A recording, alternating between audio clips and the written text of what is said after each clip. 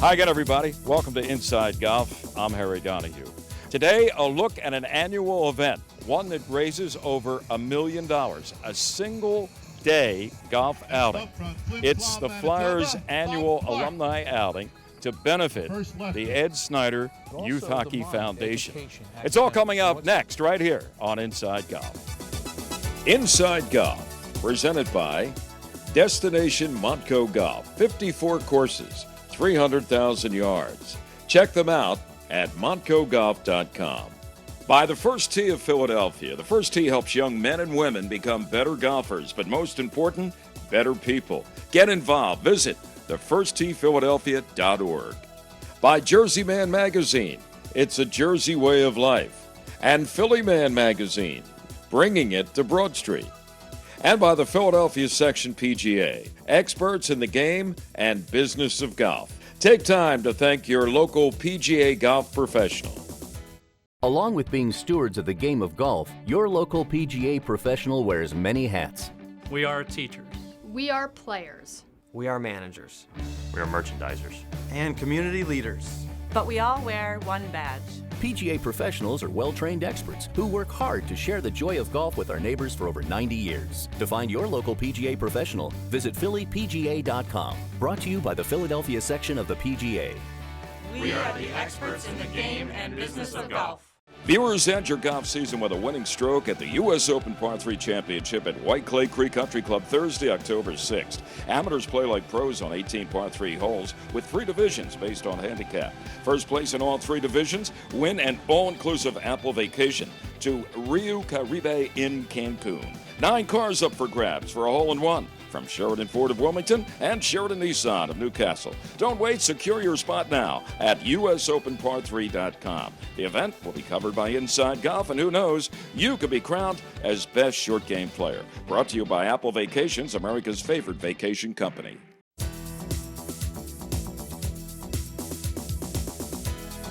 Welcome back to Inside Golf. We're at Trump National in South Jersey, the site, again, of the annual Flyers alumni outing to benefit the Ed Snider Youth Hockey Foundation. And speaking of which, we caught up with 2 gentlemen very much responsible for the work of the foundation. Well, pleased to be with Scott Thorpe. And Scott, you are the president of the Ed Snider Youth Hockey Foundation. How long have you been involved with the foundation? I'm in my 10th year now. I came 1 year after the foundation started, and it's been a great move for me. It's been a great move for you, and it's been a great move for a lot of kids who have benefited from what the foundation does. Tell us a little bit about how many youngsters are involved.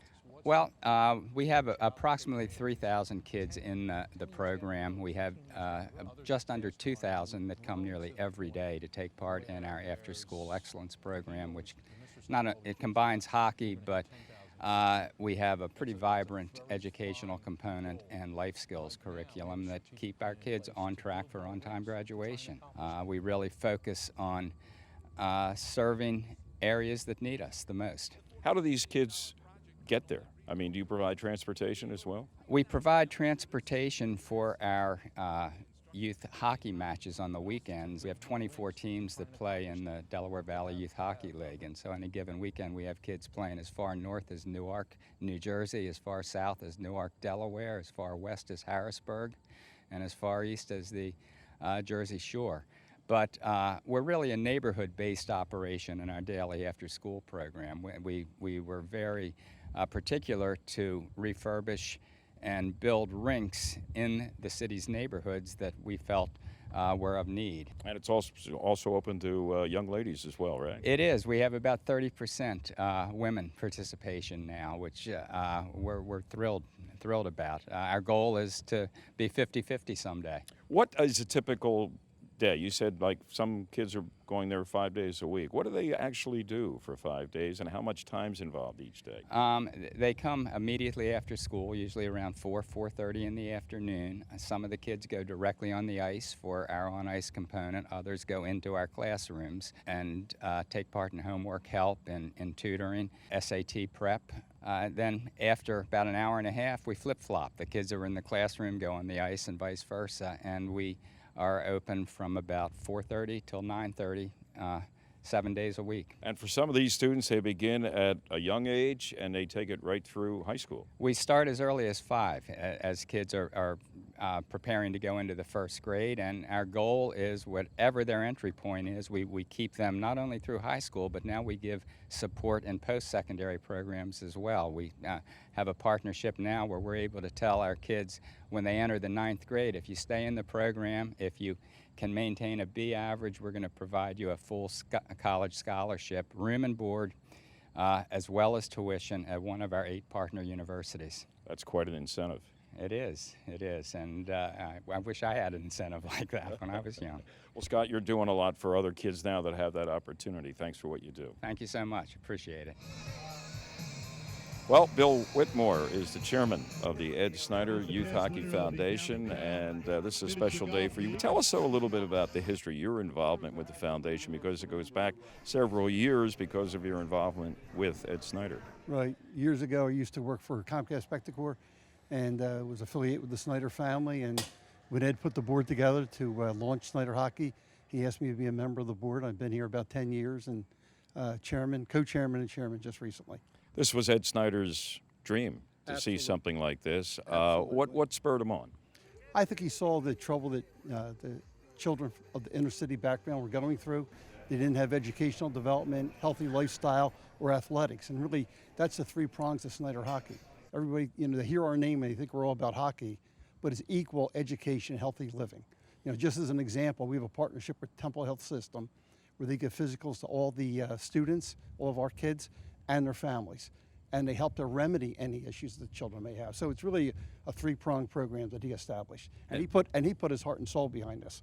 And that's why we've been so successful with it. So it's really his vision and leadership the last 10 years that has catapulted us from an upstart to handling 3,000 kids and mentoring them to be developed. We just had a graduation recently. We had 34 kids graduate from our program and go to college. And you've raised the bar in terms of what other teams now in the National Hockey League are looking at what the Snider Foundation is doing here in Philadelphia. Right. They too have kind of gotten the idea, hey, if it's possible in Philadelphia, it's possible maybe in Chicago or some other city where the NHL is. That's right. Well, think about today. Mark Messier is coming down to play in our golf outing.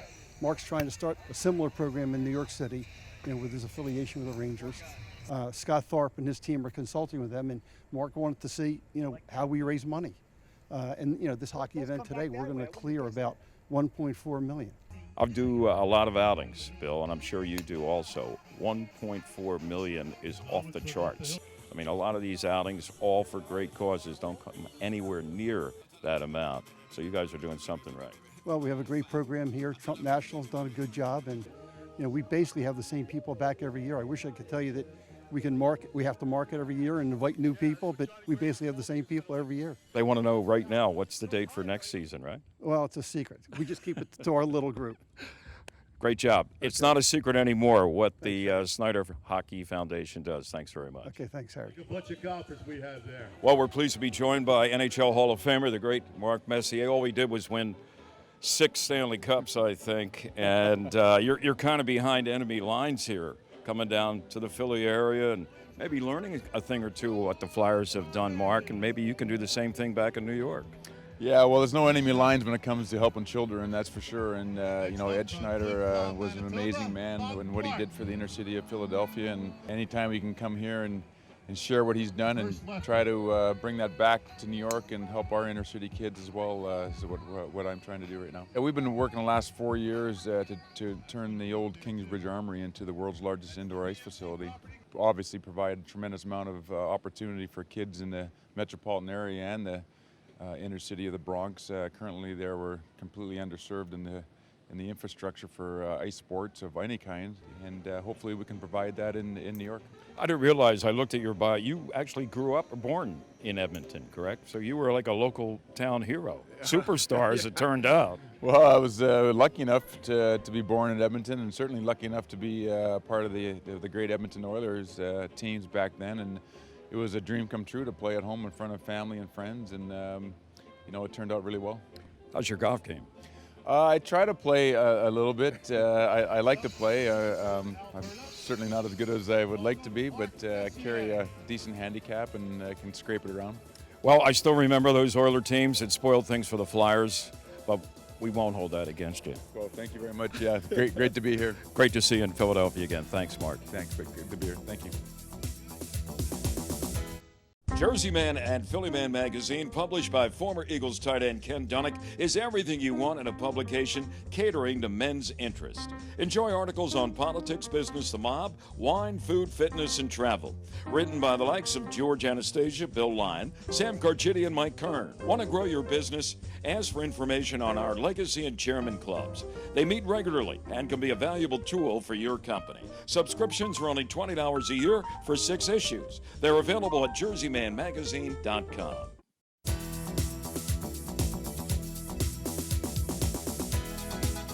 Welcome back to Inside Golf. We're here at Trump National in South Jersey for the annual Flyers Alumni Outing to benefit the Ed Snider Youth Hockey Foundation. We caught up with one young man who has made quite a name for himself. His name is Bobby Hill. Yes, the same Bobby Hill who sang for Pope Francis last year in Philadelphia and has gone on to, at an early age, quite a career. But we also found out from Bobby, he is a past recipient of the foundation. Oh, say, can you see by the dawn's early light? What does Bobby Hill do when he's not going to events to sing? I do my schoolwork. That's a big thing that I have to do. I like to play golf.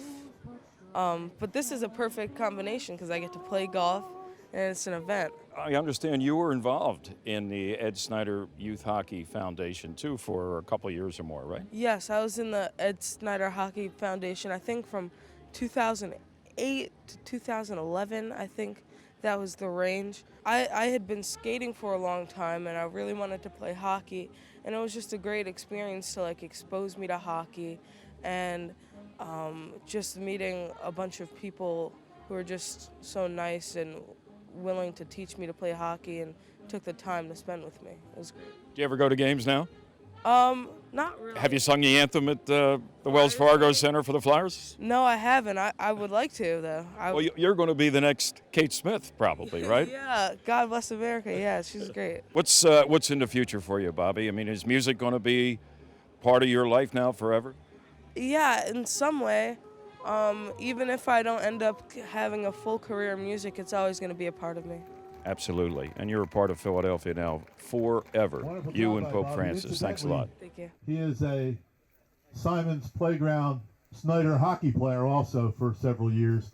And his favorite sport is golf, and he's playing today. Well, the Flyers' Wayne Simmons is here. Actually, this is a two-prong appearance for you as a Flyer player, but also, Wayne, you're on the board of the foundation.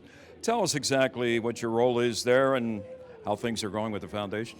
You know what? I was asked last year, at the beginning of last year, to be an honorary member on the board.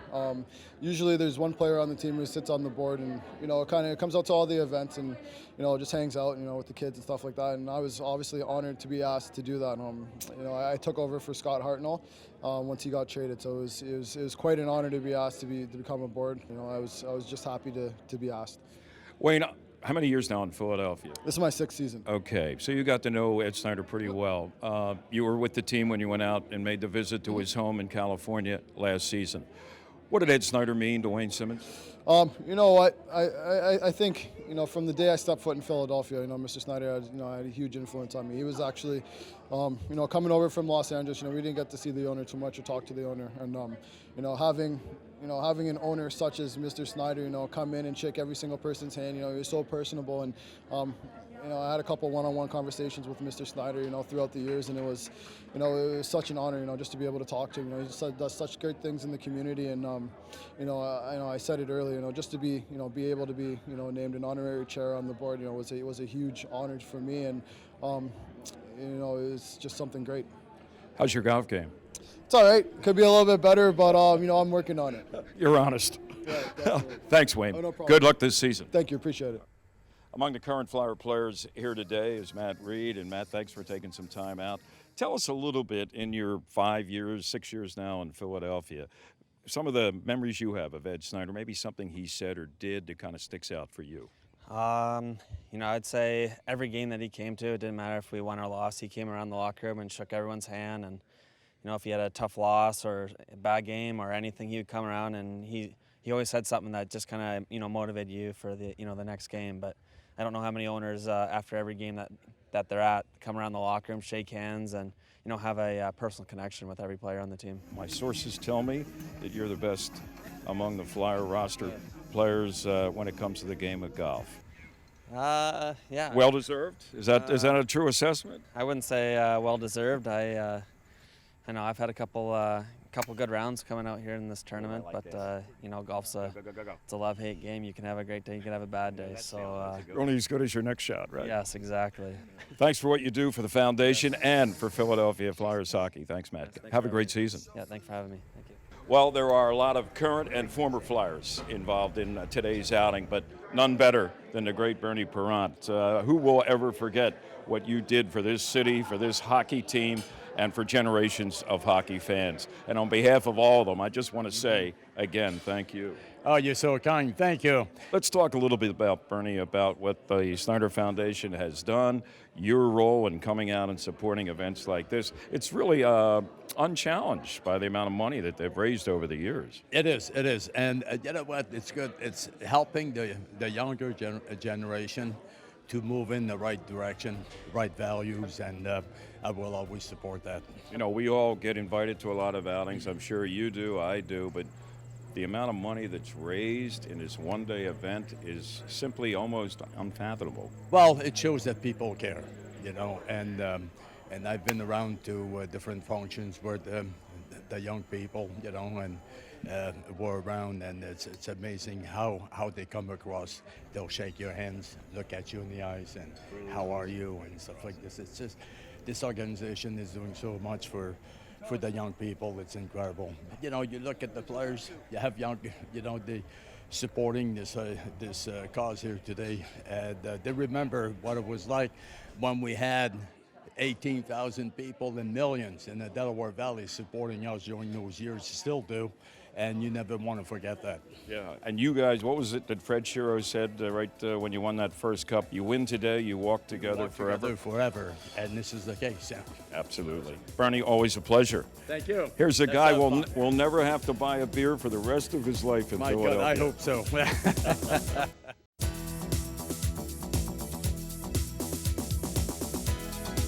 Welcome back. Inside Golf continues with our teed-off panel. Today we're back here at the Valley Forge Casino Resort in King of Prussia, and our panelists include Jack Conley, longtime Philadelphia area PGA professional and a former president of the PGA of America. Nice to be with you, Harry. Thank you. Joe Logan, the author of the blog myphillygolf.com. Everything about not only Philadelphia golf, but golf all over the place. And Bob Shepard, PGA professional, author, all-around good guy. Latest book is?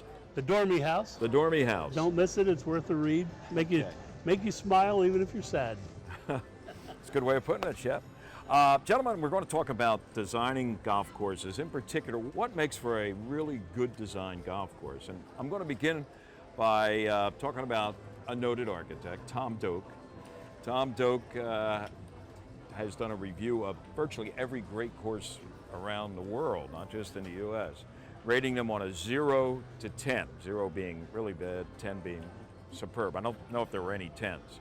But he also did a review, including his U.S. courses, of Stone Harbor. Now, a lot of people have thoughts on Stone Harbor. Desmond Muirhead, late 80s, guy that used to work with Jack Nicklaus, I think. He did this on his own. Doak gave him a 0, the lowest and only rating of a 0 of any course he rated. He said there's not one worthwhile hole on the golf course. And he said Muirhead must have been on LSD when he designed it. Now, Muirhead has passed away, so he's not here to defend himself. But, I mean, I don't know. Stone Harbor's difficult. Is that what makes a good golf course? Obviously not. I mean, it's more than just length and hazards. And what makes a good golf course? Well, I think playability for all levels and skill levels of player. Everyone's got to be able to enjoy it. Talking to Gil Hans about the Olympics courses, he'll tell you about designing the fairways and angles into the green. So if they move the pin on the green, it creates a completely different avenue into the green. And so variety and appeal to different levels of players. It doesn't beat you up. That's what I like. I used to like courses that beat me up. Not so much. You don't want to get beat up. No, I want to be fondled. Okay, we'll leave it right there. Jack, I once read a quote from Bobby Jones, and I'm going to sort of paraphrase him, but he said basically what makes for a good golf hole is not one that's going to be just prodigious and require a lot of length. And he said in particular for a par 5, where a chance to a good golfer to go for it in 2 with a risk reward, and that makes for a good designed hole. Is that what you're looking for now? And when you, after years of being professional and go out and look at different golf courses, what do you look for in terms of what makes a hole good or not? For me, it's playability, as Joe said. I can't reach the par 5s anymore in 2 like I used to.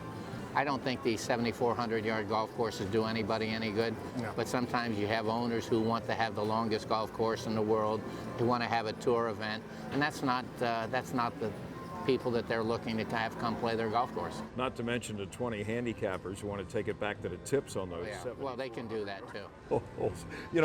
Just recently I played at the Union League at Tarsdale, and I think it's 15. Is a drivable, it's a 275-yard par 4. Now it's like a bowling alley, okay? You don't want to go right or left. But back in 1919, when that course was open, right, they had a drivable par 4. So some of these things have been around for a while. Oh, sure, yeah. It's amazing. And some of the greatest courses too, like Crystal Lake out in where's it, Michigan, and then you got Fisher's Island up here and on the coast, and you go to Nantucket, and there's a Sconset Golf Club.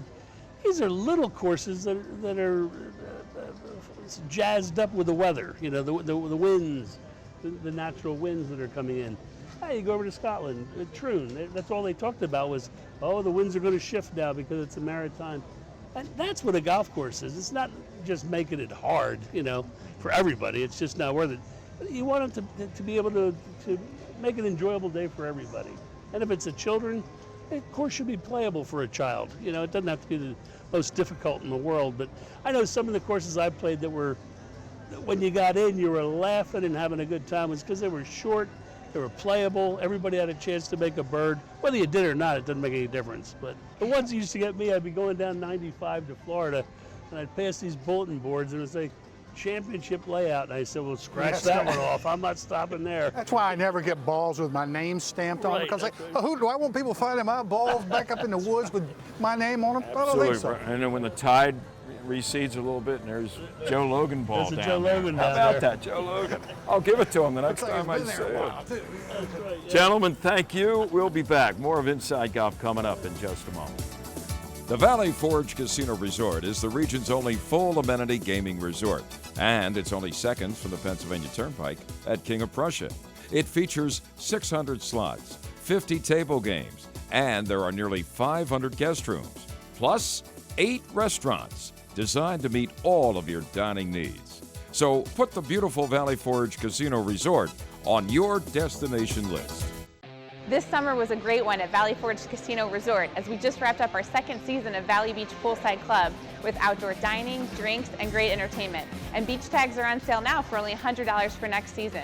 But speaking of entertainment, this fall, the entertainment lineup's really heating up inside with the Valley Forge Music Fair. We've got great comedians such as Tracy Morgan, Lisa Lampanelli, and Carlos Mencia, and some great music acts as well, such as Theory of a Dead Man and the Dirty Heads, and we'll be announcing more soon. So for tickets and more information, visit vfcasino.com. My favorite core value is sportsmanship, integrity, and honesty. Respect, seeing what they do differently that I do. Courtesy, I like helping people a lot. Integrity and perseverance are one of the big ones that are my favorites. So. The First Tee of Greater Philadelphia, where golf is more than a game. First up for Allied Universal from Malvern, Pennsylvania, Bill Whitmore. Well, the voice, the rink announcer for the Flyers since almost their inception, Lou Nolan is here today, right, Lou? How many years now? This will be 45, Harry, I think, if I'm counting. It's too many to count, you know? Well, I'm up there with you. You know, this will be the first year, too, without Ed Snider. What did Ed Snider mean to you? Well, as I mentioned before, Ed meant everything. It's just a gap in our life, and I'm not sure how I'm going to feel when the announcements start. But, you know, just like you, I'm a professional, and I'll put that aside for then. You know, Lou, you had the opportunity and the great opportunity to be there for the 2 Stanley Cup championships, several attempts afterwards. I'm sure you'd like to get one more cup before you finally turn that mic off for good, right? Wouldn't that be fun, Harry? Not only just for me, but for everybody in the city. It's something that's a process, and you know, I feel strongly that Ron Hextall is doing the right things, but it'd be fun. I know, and back-to-back, and you were there for every shot and score. Lou Nolan, always a pleasure. Good luck to you this season. Harry, thanks for no sore throats, okay? No sore throats. I'll call you. Talk to you later tonight. Have fun out there. Well, that's going to do it for this week's edition of Inside Golf. We want to thank all the people responsible for the Flyers alumni outing to benefit the Ed Snider Youth Hockey Foundation. And a special thanks to some of the people we spoke to today, the great Bernie Perrott and Mark Messier and Matt Reed, Wayne Simmons, and all the participants in this year's event who helped raise a lot of money for a very good cause in the memory of the Flyers' Ed Snider. Now, coming up next week, a look at the recently completed Philadelphia section of the PGA Championship, an end-of-year event that was played this year at the Philadelphia Cricket Club. I'm Harry Donahue. Remember, no matter how bad it's going for you out there, don't pick up. And we'll see you next time on Inside Golf. Inside Golf, presented by Destination Montco Golf. 54 courses, 300,000 yards. Check them out at montcogolf.com. By the First Tee of Philadelphia. The First Tee helps young men and women become better golfers, but most important, better people. Get involved. Visit thefirsttphiladelphia.org. By Jersey Man Magazine. It's a Jersey way of life. And Philly Man Magazine, bringing it to Broad Street. And by the Philadelphia Section PGA, experts in the game and business of golf. Take time to thank your local PGA golf professional.